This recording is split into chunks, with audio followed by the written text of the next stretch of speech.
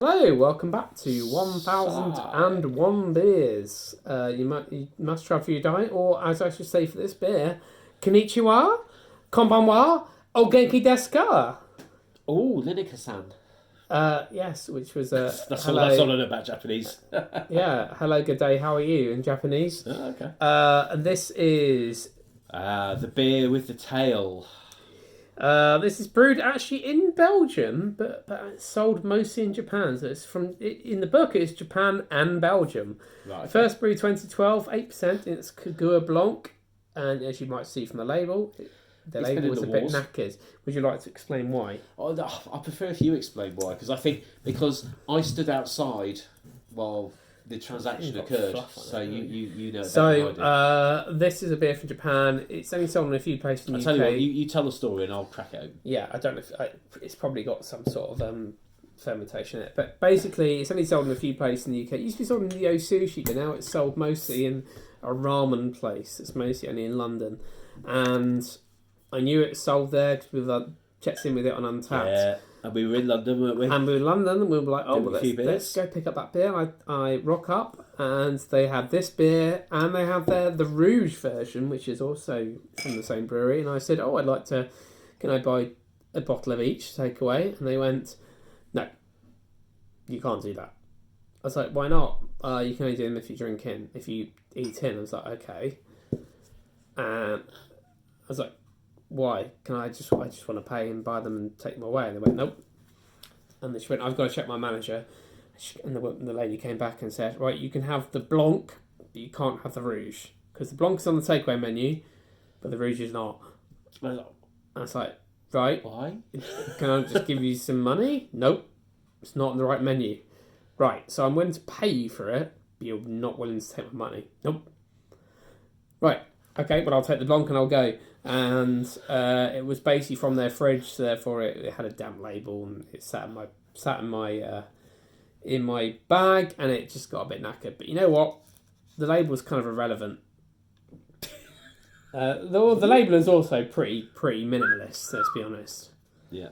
Yeah, it doesn't. There's not much to talk It tells about. you the square root of sod all, really. Yeah. And on the back, it just says designed by Far East Brewing Tokyo, brewed at blah, and that's it. It really does. Bottle conditions, sediment, store upright. That's it.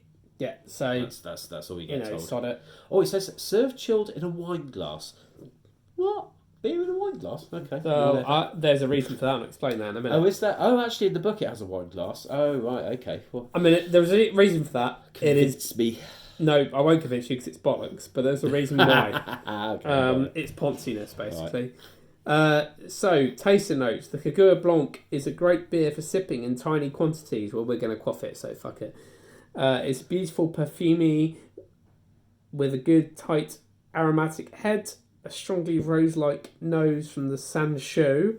I'll say what that is in a minute. Okay. And a sharp bitterness on the swallow that comes from the yuzu more than the hops. And I'll pick out two bits that are relevant before we even go through the story. Alrighty. But essentially, it comes with two Japanese flavourings: the Sansho spice and yuzu, a citrus fruit that looks across in a grapefruit and a mandarin. Okay. I'll talk more about it in a minute, but let's explore the beer without the story for a start. So, if we look at it, it's Amber coloured. Yeah, You've got a bit of sediment. Yeah, A small amount of sediment in Yeah, yours. it's One's fine. relatively clear.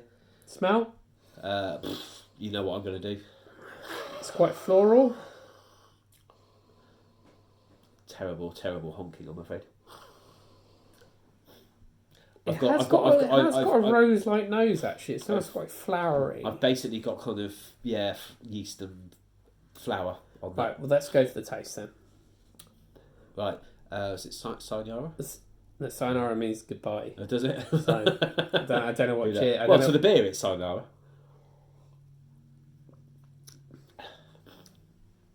Oh, very delicate. Very delicate. Yeah. It's so delicate that I think my cold is probably knocking out some of the things that you're probably going to get on this. Wow, okay. So it does not taste like 8%. No, it doesn't. So there is an interesting connection in this original story here between me and this beer. Is there, James? There is. Tell us more. So it says, Mr. Moore. The concept behind Kagua was thought up by the young Japanese entrepreneur Shiro Yamada when he was studying for an MBA at Cambridge University in England. He came across Cobra beer, designed in 1989 by Karen Billy Moria to be the curry eater's beer, made specifically to complement spicy foods and lower carbonation with a smoother taste, and wonder why no one had done the same thing for Japanese food. Now, before I continue, I got my degree awarded at the same time as Karen Billy Moria got an honorary doctorate.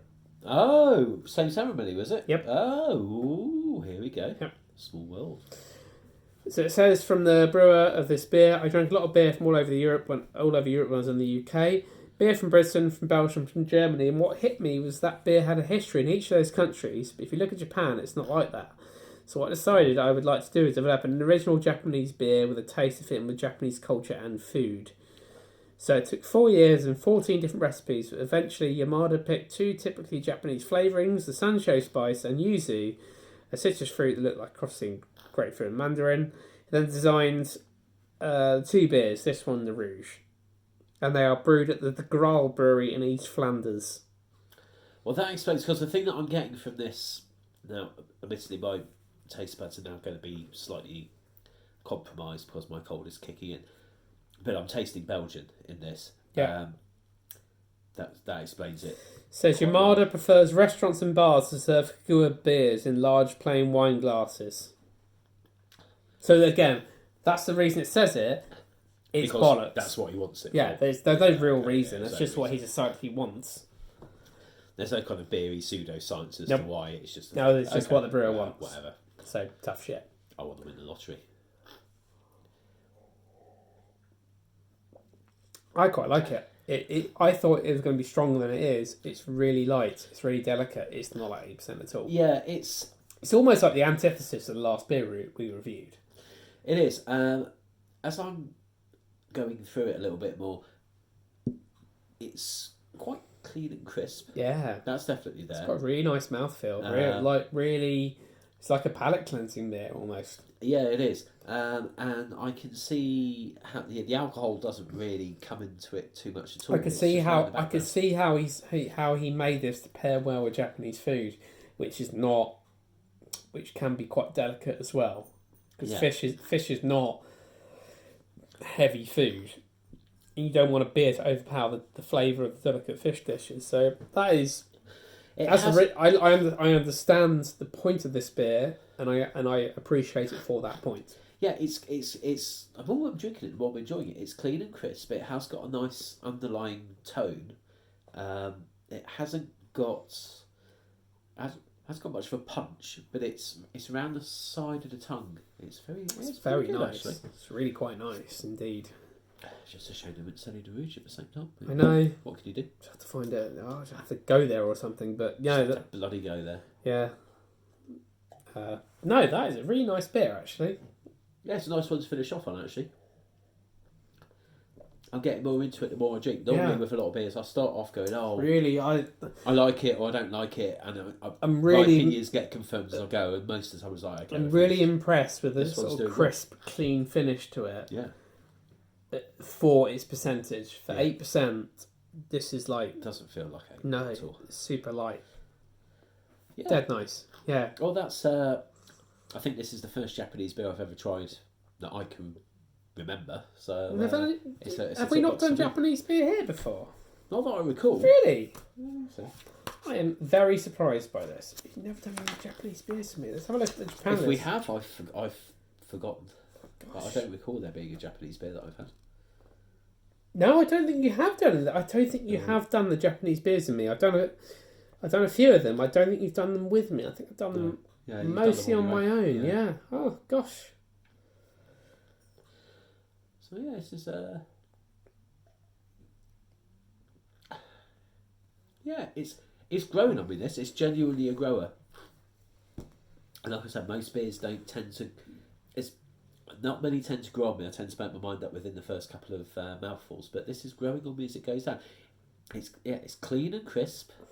It's got a little bit of edge to it, but it's also delicate. Yeah, it's pretty good. I think I would try it. I would have this again. Yeah, not bad at all. Sayonara. Sayonara. I think we're going to sign off and like, comment, subscribe, and we will see you for another beer review very, very soon because we've just arranged some more beer reviews for next week. Hopefully, Tony Slevin will be joining us very, very soon. And hopefully, my cold will And not his be cold will joining be us, gone by and that it'll be point. long He gone. has some various beers that I don't have, and I have various beers he doesn't have. He is a fellow traveller in the book world, so we will see you for those beer reviews very, very soon. Like, comment, subscribe. Sayonara. Come on,